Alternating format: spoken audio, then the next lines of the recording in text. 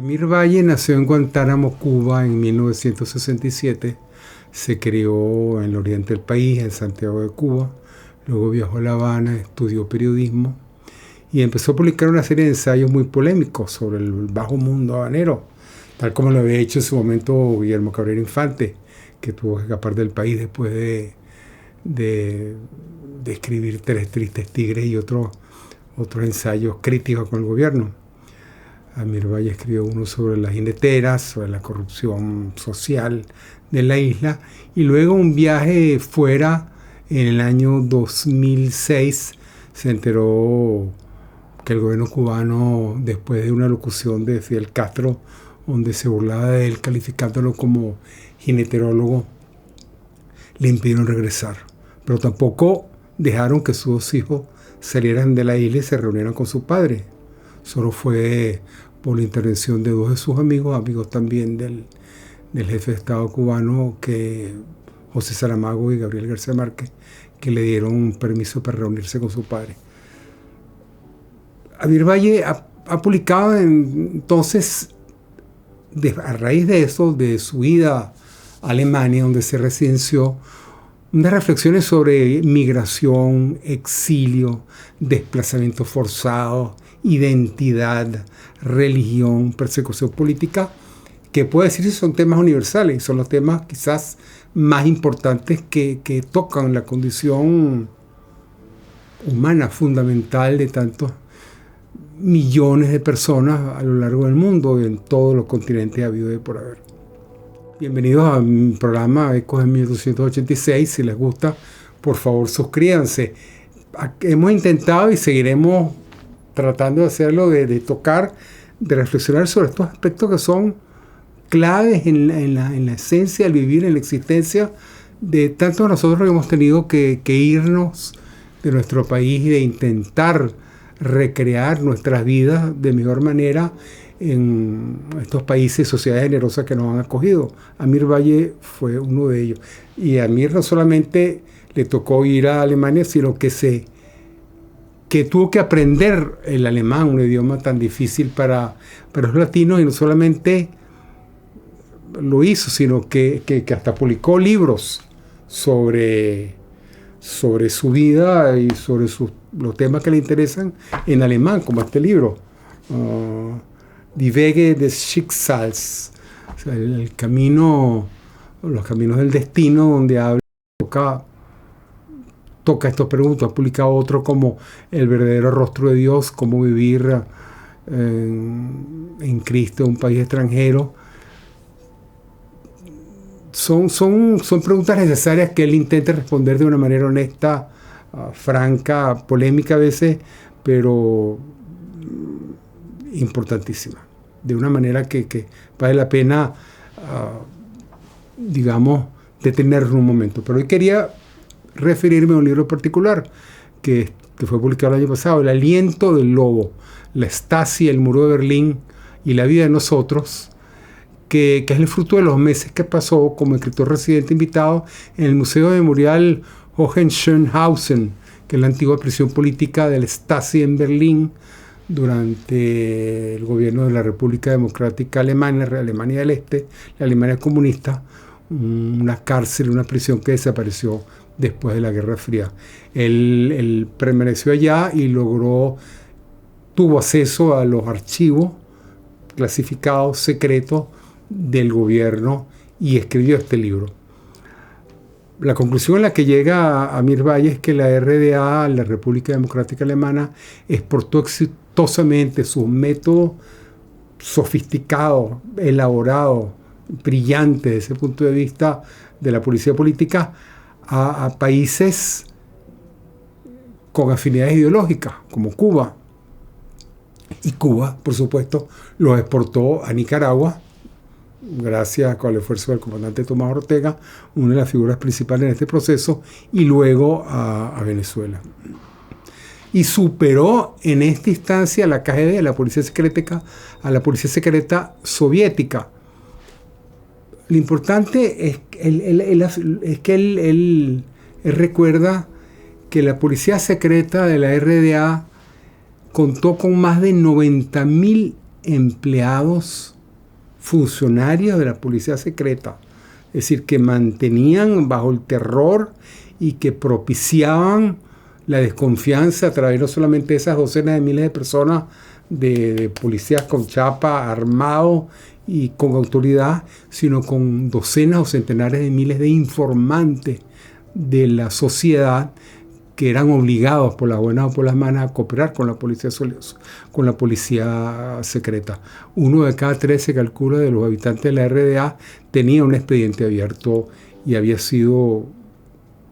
sometido a los rigores de la interrogación policíaca o de la prisión política. Y ahí tenemos una película importante del 2006, La vida de los otros, dirigida por Florian Henkel von Donnersmarck, que se ha ganado muchos premios y que vale la pena volver a ver, o el ensayo autobiográfico de Timothy Gorton Ash, titulado El expediente, publicado en 1997, un historiador británico que decidió hacer su estudio de posgrado y doctorado en historia en la Alemania del Este, y fue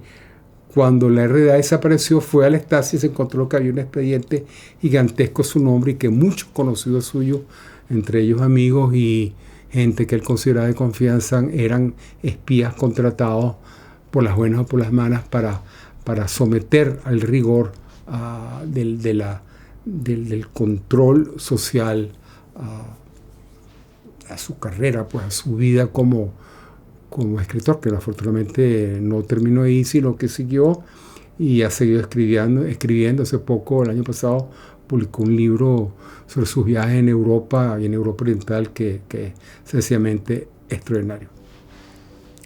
Y a medida que mejoraba la vida política en la Alemania Occidental durante la Guerra Fría, disminuía la calidad de vida en la Alemania del Este, y al mismo tiempo, de manera simétrica, como ocurre en estos países totalitarios, en América Latina o en otros lugares,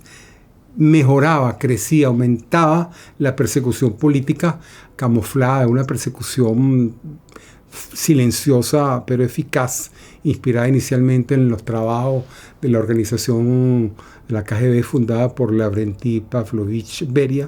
que fue ajusticiado semanas después de la muerte de Stalin por sus camaradas del Comité Central del Partido Comunista de la Unión Soviética, cuando se dieron cuenta del poder que detentaba. Es decir,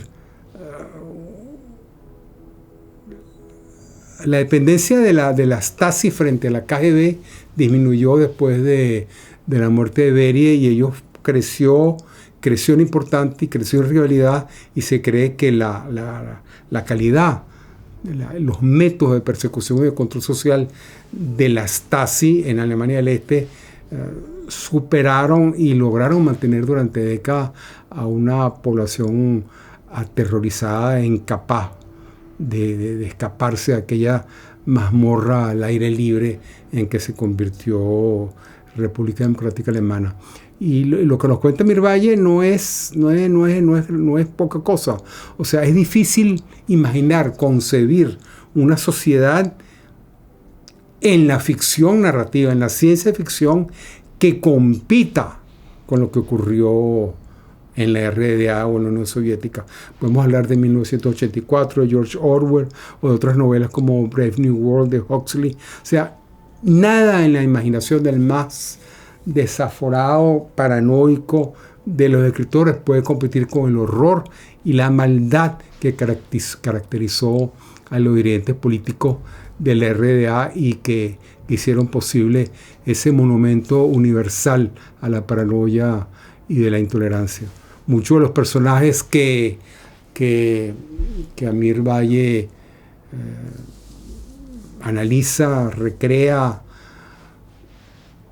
han inspirado grandes novelas de espionaje que aparecen en los libros de John le Carré, pero mientras más leemos sobre ellos nos damos cuenta que existieron, que no son fantasías, que son mucho más oscuros y tenebrosos. Nos damos cuenta de la realidad de la psicopatía de estos personajes.